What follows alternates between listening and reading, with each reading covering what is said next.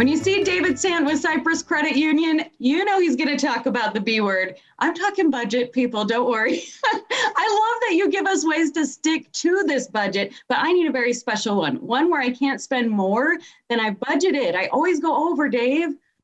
Yeah, so if you find yourself in a budget situation where you might be setting a budget, but no matter what you do, you can't stay within that budget and you need a little bit more restraints there, a great thing to consider would be an envelope budget. Okay, what is an envelope budget? So with an envelope budget, you would sit down and you would identify all of the areas of your personal spending, such as your shopping, your groceries, your entertainment, and you would make an envelope for each one.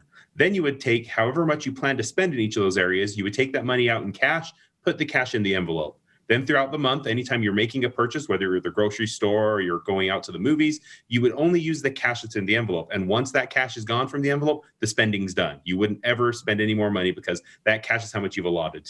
Okay, that is a great way to just give yourself a finite amount. And I love that it would teach you how much you're actually using, right? Is that one of the pros to this system? Yeah, the pros to this system are that it's a very visual system. So you always know where you are in relation to your budget. It's not a electronic thing where you have to log in to see how you're doing, but you always know exactly how you are with being on track.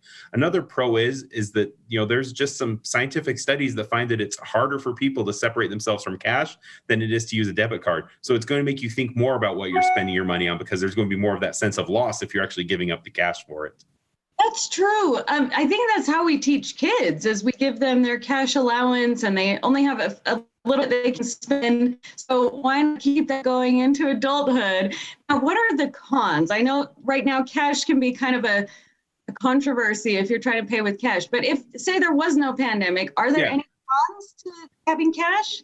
So the pandemic does make this a little more complicated, but if we're not in those times, there are still a couple of cons. One is that you don't have an automatic way of tracking it, right? With your debit card or your credit card, you have a statement that you can always look back and see what you're doing. So there is a higher level of involvement to make sure that you know exactly where you're spending your money. Because if you find that you're running out of cash, halfway through the month, you need to know where did you overspend. So you're going to need to make sure you're doing manual tracking. Another con as well is that it is cash in an envelope. So you need to make sure that you're tracking it well, that you know exactly where those envelopes are. You're not taking all the envelopes with you, but you're only taking what you need.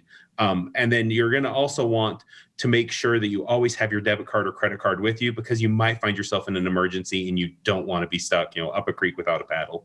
So true. This is a great system. I love that you can take that money out of your account so it's already accounted for in your budget so that you don't have to worry that you're overspending or overdrawing. Thank you so much, Dave. And we're going to send people over to your website, cypruscu.com.